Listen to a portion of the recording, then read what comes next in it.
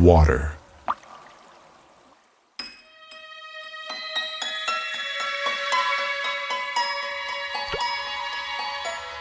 Water, the most common substance on Earth.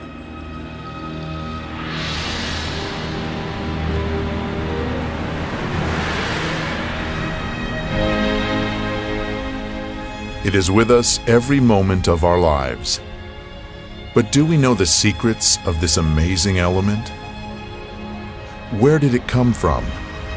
Who bestowed water on our planet? And why? The only such planet in the universe. Perhaps only water itself knows the answers to these questions.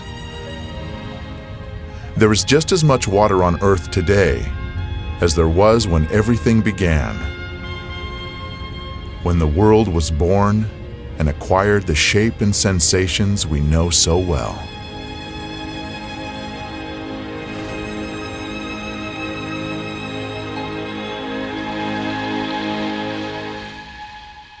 So what we did was what we always do here, do very careful work in a narrow field. So we said, let us focus on water, but we will look at it from many angles. In the Holy Scripture, water is more than simply a physical substance. It is a certain concept, and that concept is connected in a special way with the idea of life.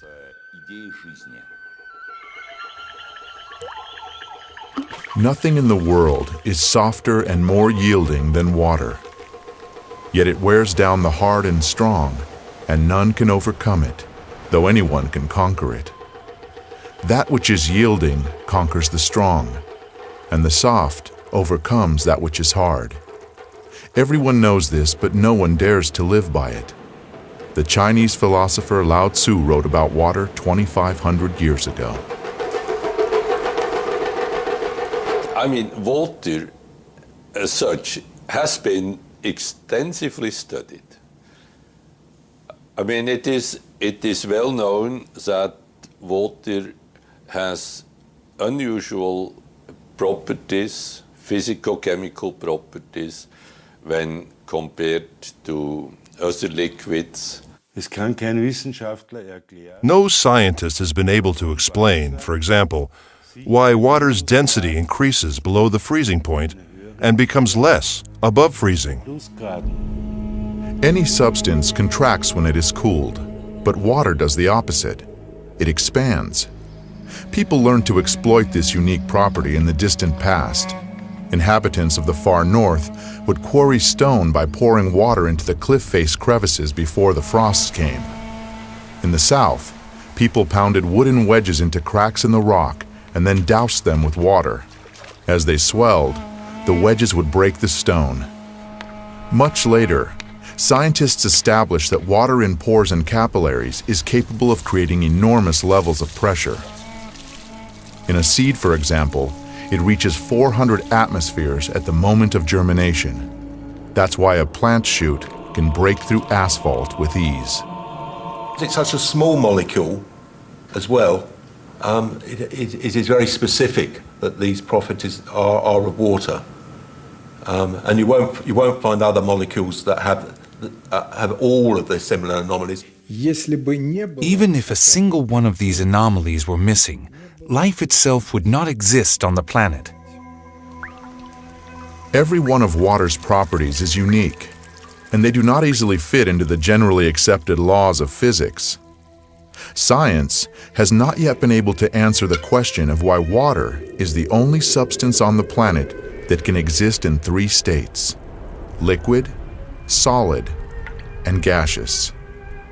Why does water have the highest surface tension of all liquids?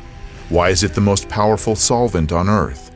And how, in defiance of the Earth's gravity, is water able to rise through the trunks of gigantic trees against tens of atmospheres of pressure?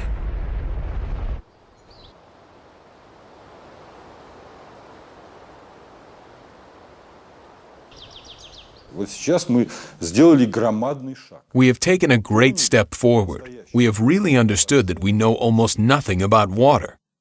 Therefore, it is a great step because this realization is followed by the desire to find something out. Southeast Asia. The year is 1956. The place is a secret military laboratory for developing and producing weapons of mass destruction. Work has been underway here for several years on a powerful new generation of bacteriological weapon. The scientists are discussing what properties this weapon should have at one of their protracted secret meetings. Suddenly, the session breaks off. All of the participants are taken to the hospital with symptoms of severe food poisoning.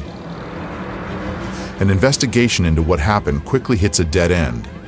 The scientists had consumed nothing except water from the carafes on their table. The water was tested. No harmful additives were found. Its chemical composition was H2O. And that's what the report said: poisoning caused by ordinary water.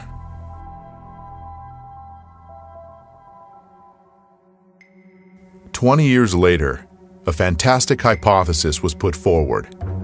A hypothesis that could explain water's unpredictable behavior.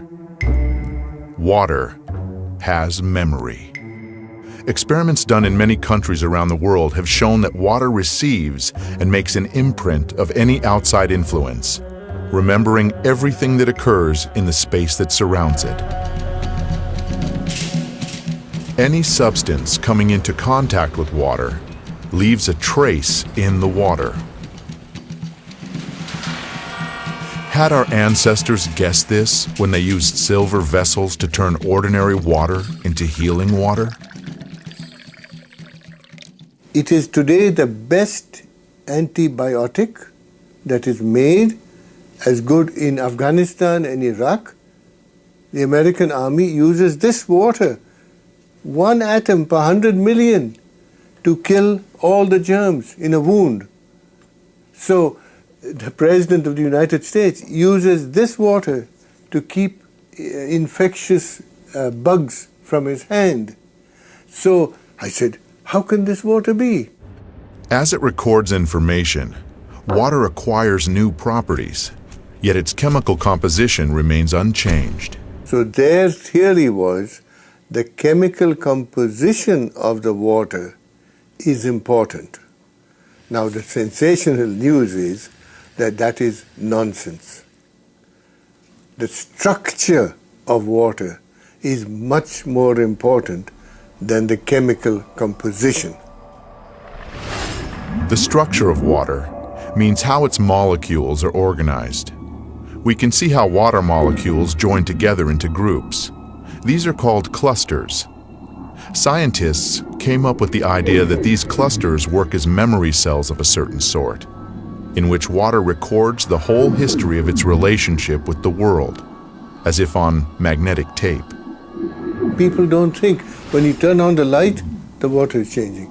When you turn on the electric field from the power lines, the water may change. So that is the direction of research.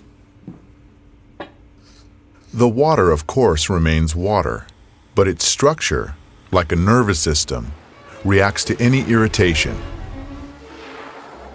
Modern instruments have made it possible to record the fact that within each of water's memory cells, there are 440,000 information